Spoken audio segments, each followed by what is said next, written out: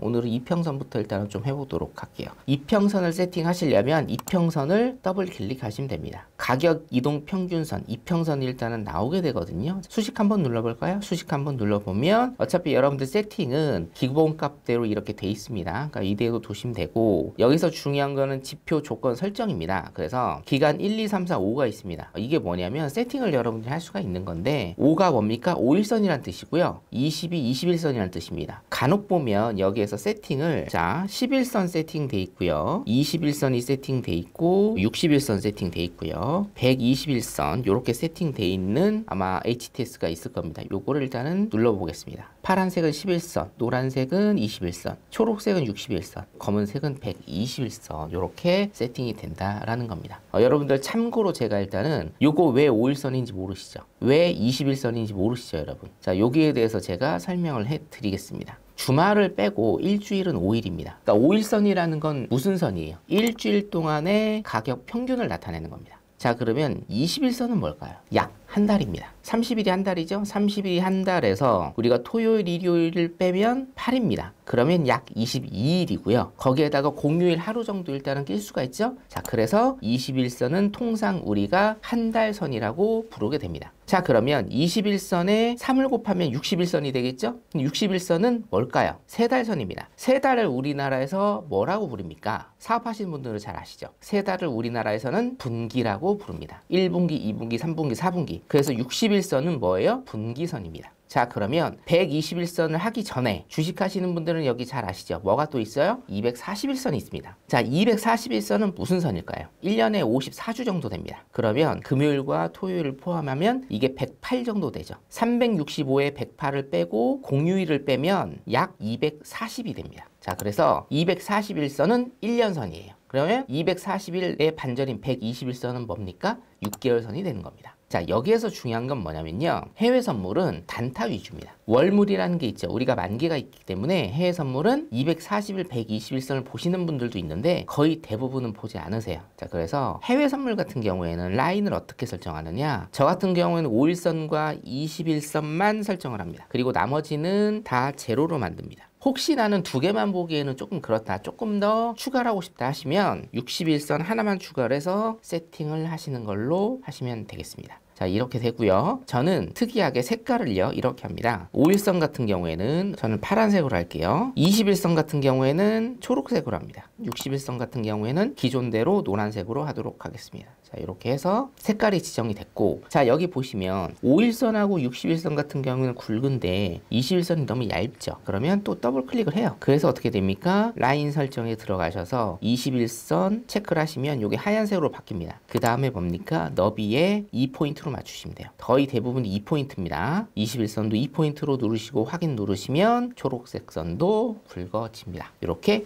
이평선 설정하시면 될 것 같습니다. 자, 그러면 우리가 기준선 한번 설정해 볼까요? 자, 기준선이라는 거는 크게 어떻게 나눠질까요, 여러분? 여러 가지 기준선이 있는데, 자, 저는 제일 쉬운 것부터 일단은 해드리도록 할게요. 여기 봉 있죠? 봉을 더블 클릭했습니다. 그러면 기준선이 나옵니다. 그래서 기준선 표시를 일단은 누르시고요. 여기 쭉 보시면 기준선이 굉장히 많아요. 기준선을 너무 많이 써버리면 여러분들이 너무 헷갈립니다. 자, 그래서 제가 쓰는 기준선을 토대로 여러분들께 설명을 드리고, 여러분들도 사실은 요 정도만 쓰셨으면 좋겠습니다. 당일 시가는 굉장히 중요하죠. 저는 당일 시가 같은 경우에는 밝은 초록색으로 합니다. 그리고 요것 또한 2포인트로 제가 맞추고요. 당일 고가 당연히 필요하죠. 고가 체크하시고, 요거는 제가 빨간색 선 2포인트, 저가는 저는 파란색으로 표시를 합니다. 그리고 2포인트 합니다. 종가 저는 하지 않고요. 시고저 3분의 1 하지 않습니다. 상한가 하한가도 사실은 필요 없습니다. 그리고 중심선이라는 걸 하는데, 중심선은 뭡니까? 여기서 보시다시피 당일 고가와 당일 저가의 2분의 1선입니다. 그래서 저는 검은색 선으로 표시하고요. 2포인트로 맞추도록 하겠습니다. 자, 그래서 기준선은 일단 4개를 설정하고요. 전일 가격도 여러분들이 설정하실 분들은 설정하셔도 상관없습니다. 전일 고가와 전일 저가 두 개가 가장 중요하거든요. 전일 고가 한번 설정을 해볼게요. 갈색으로 일단은 표시해보고, 요거는 조금 더 포인트를 주도록 하겠습니다. 왜냐하면 전일이니까 헷갈리면 안 되니까요. 그리고 전일 저가 회색으로 일단은 표현하겠습니다. 이것도 4포인트 확인만 누르시면 되겠습니다. 그러면 표시가 일단 이렇게 돼 있고요. 자, 요거는 뭡니까? 당일 고가죠? 빨간색. 그리고 파란색은 저가입니다. 그 다음에 당일 고가와 당일 저가의 2분의 1인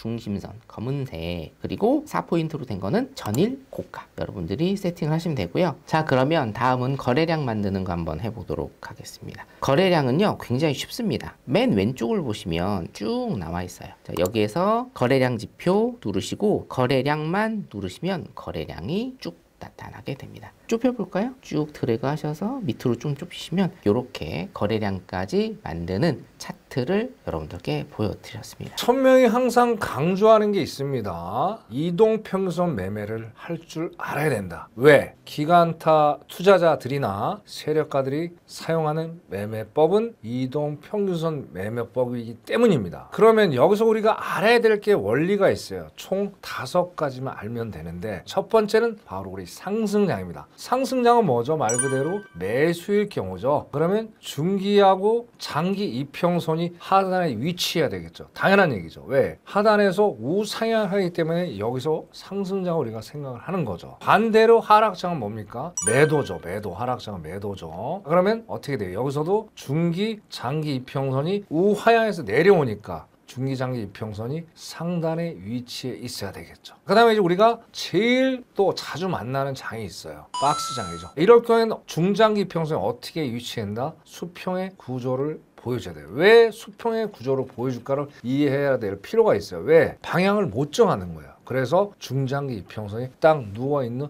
수평 구조를 이룰 수 있다. 이 3가지만 일단 중장기 이평선 원리에서 알아놓으시고요. 그러면 결국엔 뭐예요? 우리가 진입을 해야 되잖아요. 진입을 하는 거는 바로 캔들선이 되겠다. 캔들선은 전 5일선이라고 말씀을 드립니다. 아래로 꺾이느냐 위로 꺾이느냐의 차이가 있겠죠. 그러면 아까 상승장이니까 위로 우하향에서 꺾여줘야 되겠죠. 그럼 여기 캔들선에 1분봉이 될 테고 5분봉이 될 테 여러 가지가 있을 겁니다. 캔들이 안착을 해줘야 돼요. 즉 상승장일 경우에 캔들선 위에 놓여 있어야 되는 거고요. 반대로 매도일 경우는 어떻게 돼요? 5일선 캔들선 아래에 있어야 되는 거예요. 이 규칙은 반드시 지켜줘야 된다. 그러면 진입에 대한 우리가 원리는 끝이 났고, 그리고 단타 이평선 돌파 붕괴를 파악해 가면서 안정적으로 매매할 수 있겠다라고 생각을 합니다. 여기서 다시 한번 제가 강조를 드릴게요. 캔들만 보고 매매하시면 절대 안 됩니다. 그러면 제가 오늘 설명드리는 것들이 아무 의미가 없어요. 절대로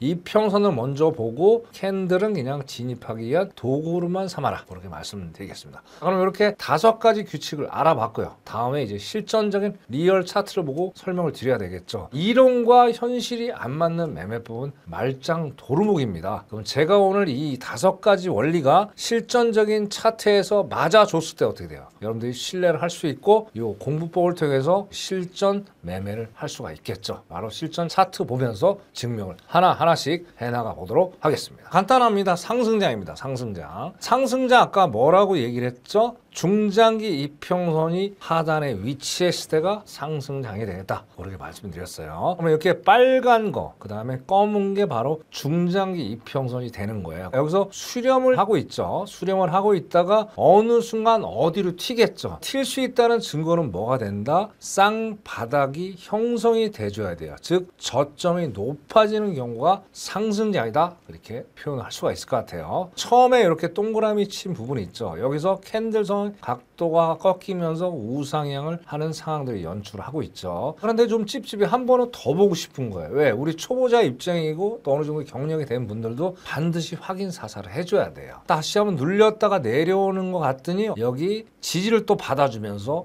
우상향을 하고 있죠. 여기에 뒷받침해 주는 게 바로 뭐다? MACD 오실레이터 히스토그램이에요. 그럼 동일하게 우상향, 우상향, 히스토그램이 매수가 빵빵하게 터지는 걸 우리가 육안으로 확인할 수가 있죠. 그럼 여기서 어떻게 돼요? 제가 매수니까 빨간 캔들이 나왔을 때 진입해 주는 게 가장 안정적인 거 되겠죠. 이런 걸 바로 눌림목이래. 매수인데 갑자기 음봉 거래량이 터져줬어요. 이때는 진입을 하면 안 돼. 기다려야 돼요. 그래서 눌림목이 나서 빨간 캔들이 나오면서 5일선 상방에서 안착을 딱 해주고 있죠. 그럼 여기가 바로 진입 타점이 되는 거예요. 진입 타점에서 계속 우리가 여기서는 아까 말씀드린 대로 캔들을 볼 필요 없다고 그랬어요. 이동 평균선의 방향만 보고 우리가 확인하시면 돼요. 단기, 중기, 장기 모든 이평선들에도 우상향을 계속 하고 있죠. 그럼 우리가 끝나는 지점, 요 지점이 되겠죠. 21선이라고 있죠. 21선을 만나는 요 지점. 즉 여기 MACD 오실레이터 교차점이 매도로 전환이 됐죠. 그러면 여기서 수익을 내고 빠져나가면 된다. 여기 바로 상승장에 대한 중장기 이평선 지지를 해줬을 때 원리가 되겠고요. 그럼 다음에는 또 뭘 봐야 돼요? 하락장을 한번 봐야 되겠죠. 하락장은 아까 뭐라고 그랬죠? 중장기 이평선이 상단 부근에 위치했을 때 하락장이다. 여기 똑같이 보자는 얘기예요. 똑같이 검은 이동평균선, 빨간 이동평균선이 위에서 딱 강하게 저항대를 만들어주면서 위로 못 올리는 그런 상황들을 만들어줬어요. 여기서 제가 또 강조드린 패턴 뭐가 있죠? 고점 부근이다 판단해서 강조드린 패턴 바로 쌍봉이 되겠죠. 즉 고점이 지속적으로 낮아지는 거. 여전히 첫 번째, 두 번째 확인 사슬을 확실하게 고점이 낮아지는 걸 우리가 알 수가 있어요. 그럼 바로 여기가 진입 포인트가 되는 거예요. 그럼 뭐 아까 뭐라고 그랬습니까? 5일선 캔들선이 우하향을 해주면서 이 캔들이 5일선 캔들선 밑에 음봉이 나왔을 때가 안정적인 매매 진입 타점이 되겠다. 그럼 여기가 진입을 하는 거죠. 그럼 여기 또 덧붙여 지원해 주는 게 바로 뭐예요? MACD 오실레이터 히스토그램 교차점이 되죠. 그러면 박자가 정확히 맞는 거예요. 진입 박자가. 그러면 여기 들어가서 수익을 창출하면 되는 거예요. 그럼 똑같이 약간 상승장이랑 동일하죠. 이때는 캔들을 볼 필요 없다고 그랬어요. 단기,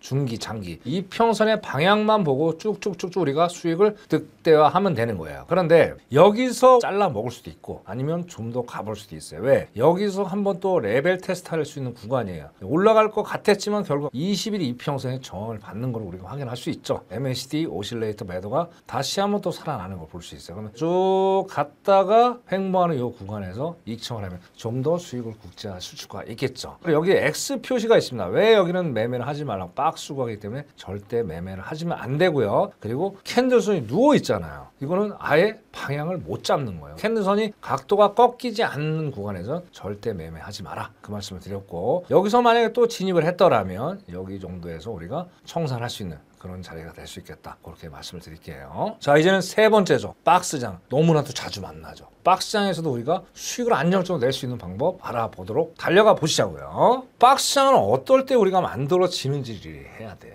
지금 여기서 가만 볼게요. 일단은 제가 박스장이 만들어지고 우하향했을 때 매도일 경우에 박스장이 만들어지는 거를 하나 캡처를 해왔어요. 이런 우리가 자주 만나죠. 그러다가 이런 데 많이 털리는 거예요. 왜? 여기가 저점이겠지 하다가 다시 또 올라갔다 내려갔다 그걸 되게 반복한단 말이에요. 그래서 이런 거에 절대 속지 말라는 차원에서 제가 이걸 샘플로 보여드리는 거예요. 자, 일단은 아까 처음에 말씀드렸는데 여기 앞에 이제 쌍봉이 분명히 만들어졌을 거란 말이에요. 그럼 여기 우하향 해주고 있죠. 그리고 캔들선 밑에 음봉이 터져주면서 여기가 진입을 해서 수익을 아마 내셨을 거라고 봅니다. 여기 MACD 오실레이터 나오고. 그런데 가다 보니까 쭈삣쭈삣 되고 있어요. 아까 말씀드렸는데 어떻게 돼요? 딱 여기서 5일선이 누워있죠. 그래도 결정적으로 누워있는 게 뭐냐? 요 구간이 되는 거예요. 즉 중기, 장기 이평선 여기 딱 누워있잖아요. 그럼 여기서 어떻게 우리가 매매를 하느냐가 제일 중요하겠죠. 간단한 겁니다. 여기서 제가 캔들선 각도가 중요하다고 그랬죠. 박스에서는 어떻게 돼요? 어떤 패턴, 쌍모이나 쌍바닥 패턴이 만들어지기가 쉽지가 않아요. 그러면 여기서 5일선 각도만 보고 그리고 MACD 오실레이터만 보고 매매를 하시면 아주 깔끔하게 매매를 할 수 있어요. 여기서 한번 볼게요. 올라가려고 하다가 꺾이죠. 얘가 안착을 해줬죠. 정확히. 물론 이제 장대 음봉이지만 어쨌든 매도로 들어갈 수 있는 어떤 계기를 만들어준 거예요. 그러면 MACD 오실레이터 매도 교차점이 정확히 터져줬죠. 그러면 여기서 진입해서 수익을 내는 거예요. 그러면 간단한 겁니다. 들어갔는데 단타 매매자. 박스장에서는 많이 수익을 내시려고 하시면 안 돼요. 뭔가 중장기 이평선에 지지나 저항을 받을 때는 밀어서 털고 나와야 되는 거예요. 매도로 지금 들어갔으니까 어떻게 돼요? 얘가 중장기 이평선에서 붕괴를 하지 않았기 때문에 다시 꺾여 올랐게 되면서 빨리 자르고 나와야 된다는 거예요. 그럼 여기서 또 기회가 될 수가 있겠죠. 박스장이니까. 지지를 해주고 캔들선이 또 우상향 해주고 여기 양봉이 또 터져줬죠. 여기서 매수로 또 들어가는 거예요. 들어갔다가 여기 가다가 좀 꺾이는 어떤 상황들이 연출해. 그럼 여기 또 털고 나오는 거예요. 단타는 그렇게 매매를 해야 돼요. 박스장에서는. 그럼 털고 나오고 여기 정확히 또 매수에 대한 MACD 오실레이터 또 바뀌잖아요. 여기서 또 한번 꺾이려고 했으나 여기 매도 MACD 오실레이터 정확히 나오죠. 물론 이게 짧은 구간도 우리가 만날 수가 있죠. 그럼 여기서 지지반이 여기서 털고 나오면 되는 거고 아니면 좀 더 버텨서 여기까지 가볼 수 있다라는 얘기죠. 이런 것들이 엄청나게 자주 만나요. 그러니까 결국엔 그 포인트는 뭐냐? 박스장 매매를 하실 때 5일 5일선 각도, 꺾임, 그리고 중장기 이평선의 지지를 하느냐, 저항을 받느냐를 정확히 확인해 보셔야 돼요. 그래서 여기서 보시다시피 지지해주고 여기도 지지해줬잖아요. 그럼 지지했을 때는 추세가 다시 한번 위로 꺾이는구나, 그렇게 판단하죠. 잽싸게 어떤 액션을 취하셔서 수익을 단타로 확실하게 뽑고 나와야 되지, 여기서 뭐 올라가겠지 내려가겠지 막연한 상상을 펼치고 박스장에서 계속 손절 탈탈 털리면서 멘붕이 나가는 극한의 구간이 되겠다 말씀을 드리니까, 5일선 캔들선의 각도를 보고 중장기 이평선의 지지를 받는지 저항을 받는지만 정확히 캐치해서 매매를 하시면 박스에도 무난하게 우리가 수익을 안정적으로 낼 수 있겠다, 마지막으로 강조를 드리겠습니다. 가장 많이 쓰는 이동평균선은 11선과 21선입니다. 현재 보고 계시는 차트는 5분 차트입니다. 보시게 되면 핑크색으로 되어 있는 11선이 파란색으로 표시된 21선 아래에 있죠. 그것은 뭡니까? 현재 이 구간은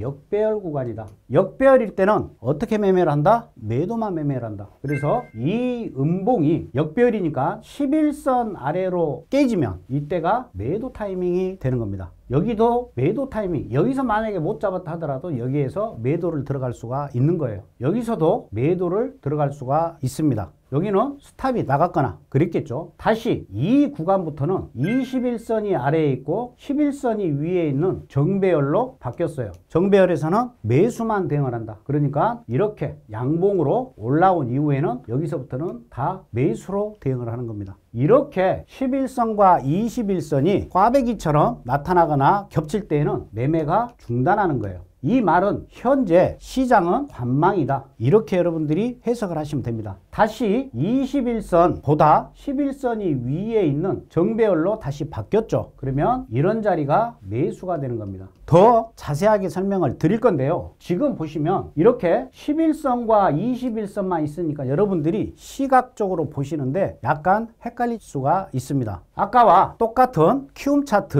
5분 캔들입니다. 역배열일 때는 파란색, 정배열일 때는 빨간색으로 색깔을 넣었어요. 그러니까 여러분들 일목균형표의 구름대와 비슷하다, 이렇게 보시면 되실 거예요. 어떻습니까? 이런 자리가 현재 구간이 매도구나가 확실히 나타납니다. 이런 구간 매수, 여기 매수, 매수, 매수, 매수, 여기 매수, 이런 구간은 매매를 안 한다라고 그랬죠. 관망한다. 그래서 이렇게 여러분들이 색을 넣어서 대응을 하실 수가 있습니다. 여기서 포인트 하나 더 짚고 넘어가면, 이런 자리에서 매도를 들어가시는 것보다 좀 더 디테일하고 신뢰도가 높게 우리가 대응을 할 때는 첫 번째 선이 아랫선을 깨고 떨어진 다음에 진입을 하는 게 가장 신뢰도가 높아요. 이렇게 내려갔다가 올라올 때 진입은 걸르시는 게 좋아요. 굳이 이걸 손절로 나갈 필요가 없다라는 거죠. 매수죠. 매수로 정배열로 바뀌었죠. 여기서 정배열이니까 매수야 라고 들어가는 게 아니고, 이렇게 이 정배열 11선과 21선을 돌파하는 캔들이 나온 이후에 조정을 줄 때 진입을 하는 겁니다. 여기도 마찬가지예요. 돌파를 하고 조정을 줄 때 진입을 한다. 그러면 여기서 이렇게 다시 떨어지고 있죠. 여기 진입한다 안 한다? 여기서는 진입을 안 하는 거예요. 다시 위로 올라오는 걸 확인을 했죠. 얘가 내려갔다가 다시 양봉으로 완성이 됐죠. 위로 올라왔을 때 이때는 진입을 하는 거예요. 그러니까 여기에서 중요한 건, 예를 들어서 11선, 21선이 있다. 그럼 뭡니까? 역배열이죠. 캔들이 이렇게 오다가 탁 깨고 떨어졌을 때 올라오면 이때가 매도라는 거예요. 이렇게 내려왔다가 다시 올라갔을 때는 들어가는 게 아니라는 거예요. 다시 들어가려고 그러면 다시 이 위로 올라갔다가 다시 11선을 깨고 떨어질 때 들어가는 게 제가 오늘 드리는 핵심 포인트라는 겁니다. 다른 상황 한번 보도록 하겠습니다. 여기는 정배열이죠. 여기는 역배열입니다. 파란색이니까 파란색에서 강하게 이렇게 양봉이 됐어요. 들어갑니까? 안 들어갑니까? 이건 안 들어가는 거예요. 그냥 무시. 그게 편해요. 그리고 다시 정배열이죠. 정배열이었을 때 이렇게 올라탔죠. 제가 말씀드리는 건 이렇게 떨어질 때 들어가는 게 아니고 이 안으로 들어왔다가 애처럼 다시 위로 올라타면 이때가 매수 타이밍이 되는 거예요. 그리고 계속해서 훼손되지 않았죠. 그리고 수익을 내시면 돼요. 보시면 여기에서 이 정배열 하단인 21선을 깨고 떨어졌어요. 여기서 매도 안 들어가는 겁니다. 왜? 정배열 구간이잖아요. 아, 이거 아깝지 않아요? 이 차트에서는 아까워 보일지어도 다른 상황에서는 절대 아까운 상황이 안 돼요.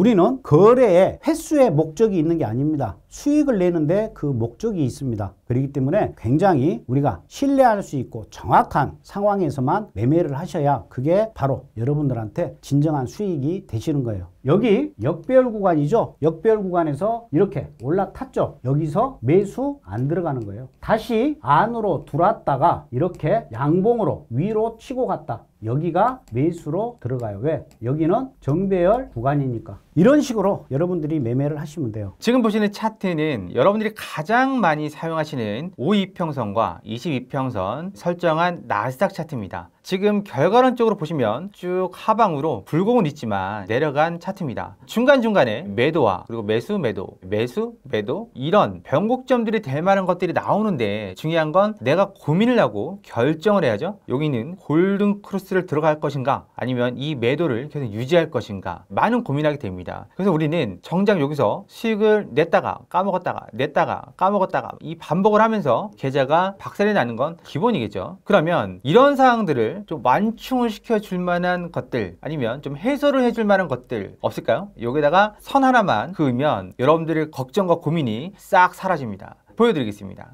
왼쪽에 있는 화면은 방금 보셨던 그 차트고요. 좀 축소했습니다. 우측에 있는 화면은 62평선 선 하나 그었습니다. 그리고 좌우 동일한 차트입니다. 이 녹색 선이 62평선입니다. 62평선이 돌면서 밑으로 쭉 내려갑니다. 중요한 건 이 62평선을 살짝 넘어온다 하더라도 결국 다 밑으로 떨어지죠. 그래서 우리가 62평선을 추세선이라고 합니다. 자, 그리고 밑에 있는 MACD 0값 기준선 값이 62평선이라고 누누이 말씀을 드렸었죠. 그래서 주가 가 62평선 밑으로 내려가면 하방으로 돌파가 되면서 데드크로스가 날 때마다 진입을 한다. 또 주가가 위로 올라오면 데드크로스는 일단 보류하고 골든크로스가 날 때마다 진입을 한다. 이런 얘기는 한 번쯤 들어보셨을 겁니다. 그래서 이걸 바로 위에다가 표시를 한 겁니다. 우리가 그냥 62평선 하나 추가했을 뿐입니다. 하지만 왼쪽과 오른쪽은 엄청난 차이가 있습니다. 우리는 62평선 선 하나 긋고 이제부터 하방으로 내려갈 때 다시 말씀드리면 62평선보다 주가가 아래에 있을 때는 데드크로스만 들어가는 겁니다. 골든크로스는 일단 무시라는 거죠. 그러면 여러분들의 매매는 한결 더 가벼워집니다. 이게 추세가 변하는지 안 변하는지 어떻게 알아? 직전에 보시면 올라오다가 꺾였습니다. 상승 추세가 하락 추세로 변했습니다. 그러면서 무슨 일이 벌어지죠? 62평선의 주가가 한번 부딪혔다 내려갑니다. 왜냐면 올라오는 이 힘을 이 각도를 꺾으려면 밑으로 내리 찍었다가 한번 시간을 들여야 되죠. 그리고 주가가 많은 힘으로 당겨야 됩니다.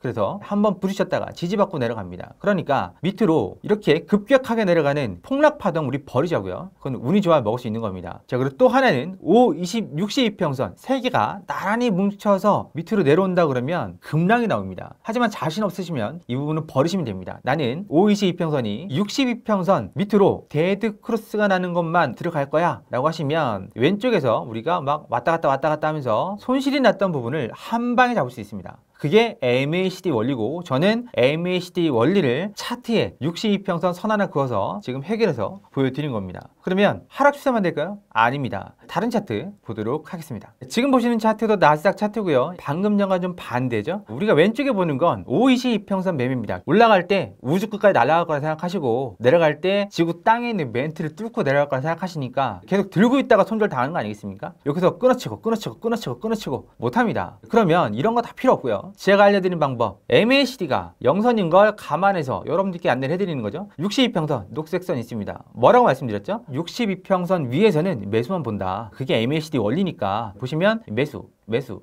매수만 보시면 되는 겁니다. 그리고 밑에서 이렇게 돌아서 올라올 수밖에 없다. 62평선이 결국 돌아야 추세가 나온다. 그래서 62평선은 추세선. 돌 때 무슨 일 벌어진다고요? 한 번 하다 부딪혔다 올라갑니다. 우리가 62평선 설정을 안 하면 이렇게 강하게 치고 내려올 때 따라 들어갑니다. 매도로. 하지만 62평 설정을 했다. 그럼 밑으로 내려가잖아. 무시하라니까요. 어차피 추세가 밑으로 나오려면 5, 20, 62평선이 한꺼번에 돌든가 아니면 이렇게 V자로 꺾어서 올라가는 게 아니라 U턴을 해야 됩니다. U턴 할 때 한 번 와서 나 다시 올라가 라고 인사하고 갑니다. 그럴 때 들어가면 됩니다. 그래서 62평선 위에서 우리는 골든 크로스만 상대해도 충분히 수익을 낼 수 있다. 그게 MACD의 원리였다. 자, 그러면 단순하게 상승과 하락 이 부분만 있을까요? 이 부분만 있으면 우리는 떼돈을 벌었겠죠. 실제로는 그렇지 않습니다. 다음 차트 마지막으로 하나 더 보도록 하겠습니다. 지금 보시는 차트는 좀 업그레이드가 된 차트죠. 여기서 밑으로 내려가다가 여기서 난 골든 크로스에 물 먹었거든요. 올라가는 줄 알고 들어갔는데 물 먹었어요. 그럼 여기서는 들어갈 수 있을까요? 못 들어갑니다. 지켜보다가 여기서 매도를 들어가죠. 그리고 여기서 중간중간에 한 번씩 왔다 갑니다. 데드 크로스로. 한마디로 추세를 주는데 내가 단기 이평선들을 쓰다 보니까 출렁출렁한 겁니다. 그래서 이 데드 크로스가 진짠가? 여기도 진짠가? 왜냐면 나는 방금 전에 매도로 수익을 냈거든요. 그럼 내 머릿속에는 이 장은 하락세 강해라고 생각했는데 웬걸? 이거 다 말아 올리고 위로 더 가는 경우도 허다하게 많습니다. 그러면 여기서 매도로 물을 타다가 결국 대참사가 납니다. 하지만 62평선 딱 하나 깔면 모든 게 다 해결이 됩니다. 자, 우측의 차트 보도록 하시죠. 62평선 밑에서는 매도만 취급한다. 캔들이 올라온다 하더라도 결국 밑으로 내려가지 않으면 데드 크로스를 내야 우리 매도를 칠 거 아니겠습니까? 그런데 내려오지 않아요. 그러고 나서 여기서 62평선이 돌면서 그리고 골든 크로스를 내네? 이때 뭐 해야 되죠? 매수 들어가면 되죠. 그러니까 주가가 위로 가든 아래로 가든 신경 쓰지 마시고 62평선